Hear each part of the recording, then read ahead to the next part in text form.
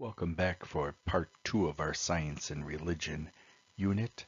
You'll see on the screen that I'm beginning with the same papal quote that we used in the first lesson. Again, we're going to look more at that in lesson 3 and part 3. So today, relatively short presentation. Most of it's about Einstein, as you'll see. So I'm only asking you to do fairly easy things. Here are the instructions.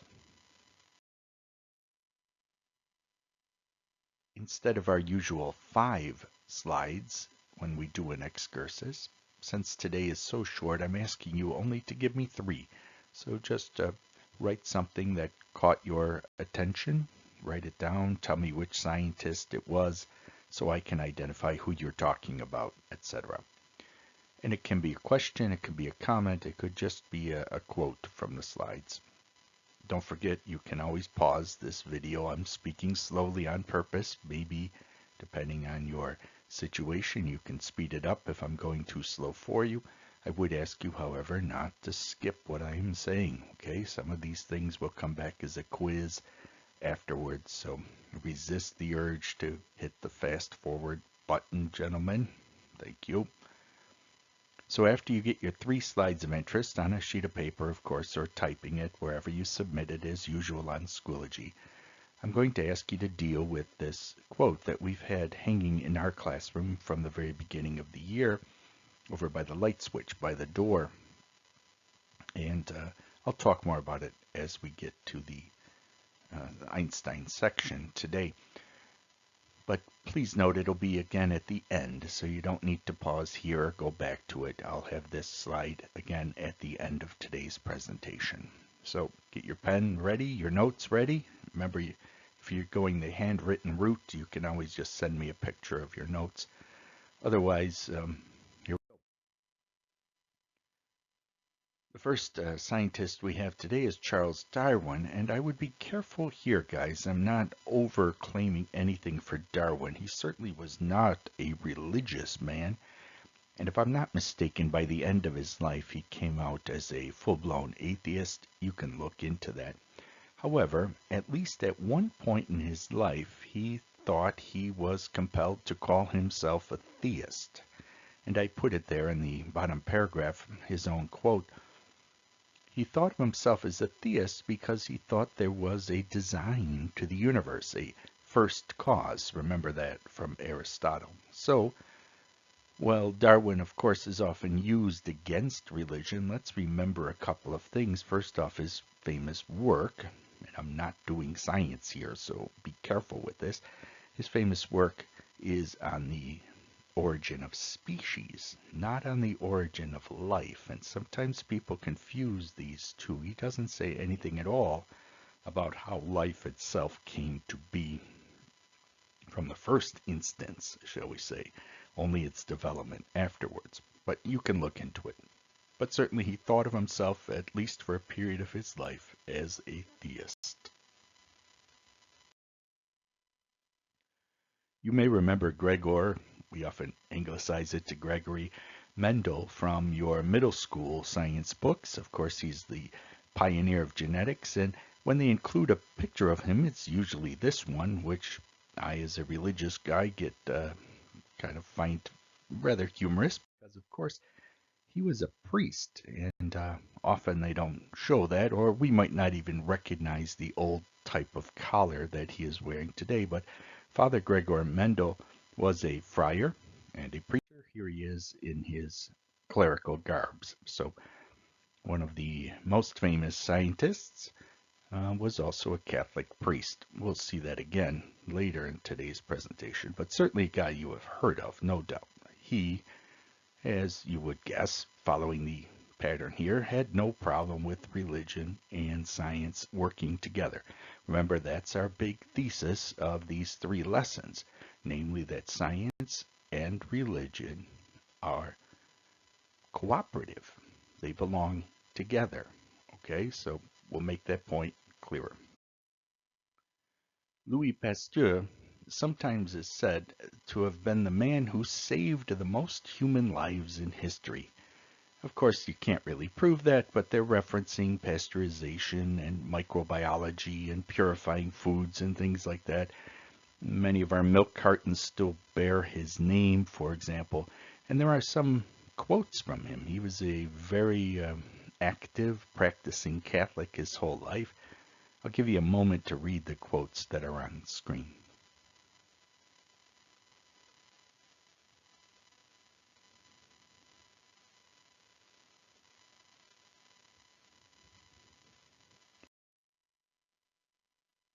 If you get to France, in Paris, you will see a beautiful monument to him at the Pasteur Institute. This is sort of the pinnacle of science research in France still. This was built by his sons, I believe, or his family afterwards. And I find it interesting. You can see on the vault or curved part of the ceiling a quote in French about faith and art and the virtues of the gospel is how it ends. But these colonnades, the angels on the bottom two pictures, I find particularly interesting. You'll notice, using French here, but you'll be able to read it, it speaks of faith, foi, espérance, hope, charity, which you know means love. But then there's a fourth one. See, those three, faith, hope, and love together, we studied are the theological virtues. But isn't it interesting that the fourth one is science? So the very architecture of Pasteur's tomb shows that kind of togetherness, shall we say, between science and religion. Beautiful artwork here. Make sure you visit that if you ever are in Paris. Next, we Western Yorkers must include Tesla. As you may know, there are monuments to him, statues of him, both in Niagara Falls, Ontario, and in Niagara Falls, New York. I think the one in Niagara Falls, Ontario is easier to find. It's right there on the major highway overlooking the falls. But next time you're in those towns, take a look at them right by the falls. It has to do, of course, with the power plant that was put there early on. Now, Tesla, I believe, was baptized a Serbian Orthodox Christian, but his thoughts are closer perhaps to Buddhism. Notice the quote here that the great Tesla himself speaks of mental power coming from God. And our minds, when we concentrate on that truth, are in tune with this great power, this God. So, although not a religious man, certainly not a practicing religious person, he did nonetheless have no problem with the idea of God and science. Put here in question and answer form, this idea of the Big Bang Theory, as it will later be called, was first proposed by a Belgian priest, Father Georges Lemaitre. You'll see his picture here. He did not originally call it the Big Bang. That term was put on his idea later as a put down of his idea. Up to this point, many people had believed in a kind of steady state universe. In fact, some of the leading scientists, including Einstein, didn't really want to grasp on to the Big Bang Theory because, in part, they knew it gave weight to the religious view of the universe being created at some point in time. Now it's, almost everyone agrees with the Big Bang Theory, at least philosophically speaking. But it was a Catholic priest, Father Georges Lemaitre, who first promulgated that. Again, look it up if you're interested, Wikipedia, or wherever you want to go with that information. He occasionally had meetings with Einstein. We have pictures like this up in our classroom all year. In fact, Einstein recommends Father Lemaitre for Belgium's most prestigious scientific award in 1934.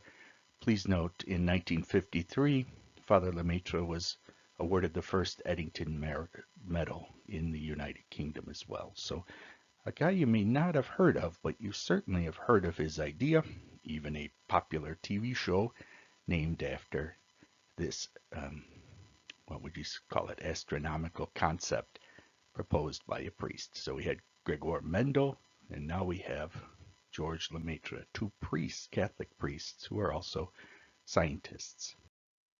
Now, on to the big guns. As I said when we did Newton, depending how you rank these guys, in the common mind, Einstein and Newton are kind of the two big guns when it comes to modern science. Here's a quote from Einstein on religion. Take a moment to read it.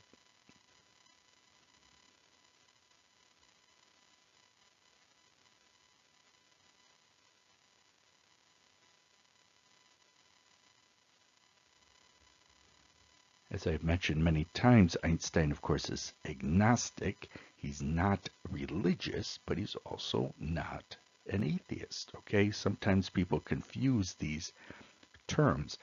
To be non-religious does not necessarily make you an atheist. Okay, so Einstein was always very careful about that. And here, I think quite rightly points out that our minds, even Einstein's mind, are limited. We can't know everything, and he kind of points that out in this quote.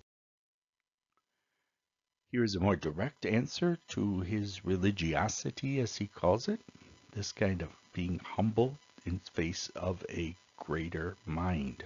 Remember, in theistic philosophy, we also often think of God in terms of a great mind, different from a brain, of course. But here you go, you can read it, slow it down if you need to, pause, maybe a quote of interest to you. We're going to spend some time now, and I'm going to be quiet mostly through it, in what I consider to be the greatest compliment ever given to religion. So I'll just be quiet and let you read the screen as I go. As you'll see at the end, this is from the cover story of one of the 1940 editions of Time magazine.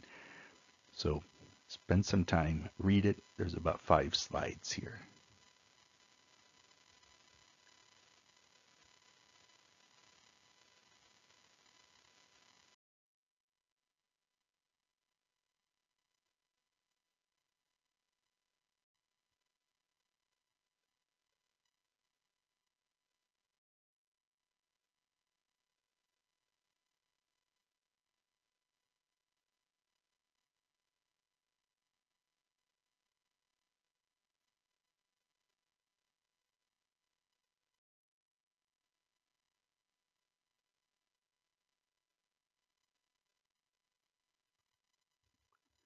Again, I would challenge you guys to go to the sources to actually look this up. It's easy to find.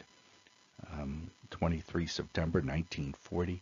Interestingly, if any of you follow a show called Antiques Roadshow on PBS, many years later somebody wrote to Einstein about this Time magazine article and asked him if it really happened and if it was truly his view.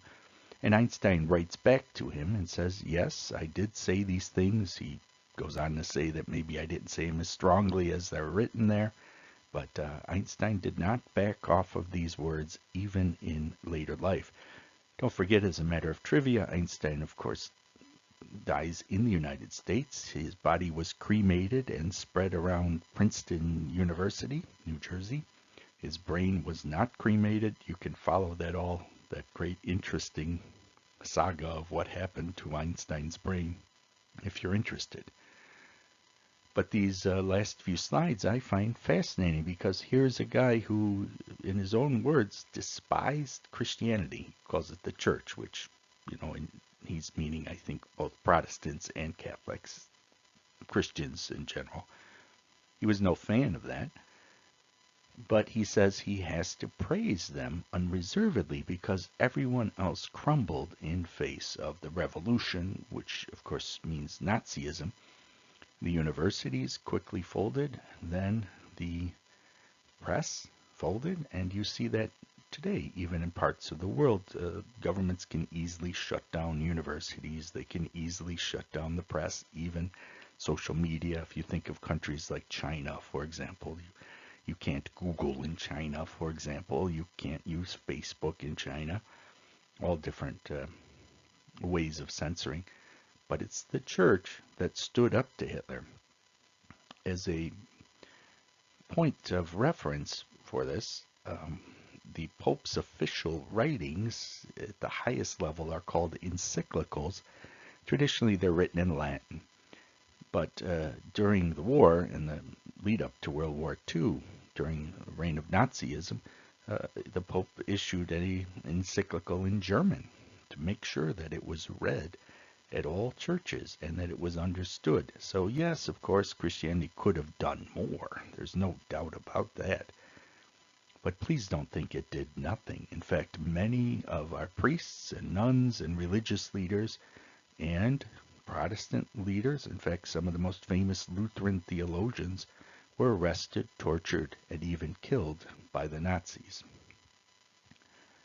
So here's Einstein, who, as we mentioned before, will die an agnostic, but somebody who was interested in religion.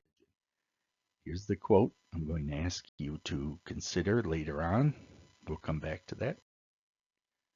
Guys, you may not have heard of, it depends how much your scientific knowledge, how far you went in your studies, but Planck is well known, his constant, for example, and some of his quotes are right here. The bottom one, "Unto God," is very well known in the scientific community, and you can see his, what you might call, pro-religious statements here.